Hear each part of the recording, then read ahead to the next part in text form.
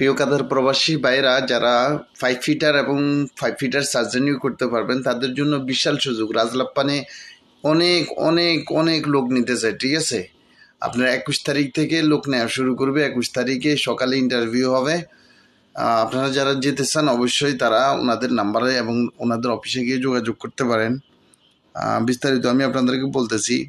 রাজলাপ্পানের জরুরি নিয়োগ বিজ্ঞপ্তি। 5 ফিটার সার্জন লাগবে, প্রতি ঘন্টায় 16 রিয়াল করি, এবং 5 ফিটার ফোরম্যান লাগবে, ঠিক আছে। ভ্যাকেন্সি আছে 30 জনের। আপনার ফুড, অ্যাকোমোডেশন, মেডিকেল যা আছে সব কিছু একদম ফ্রি।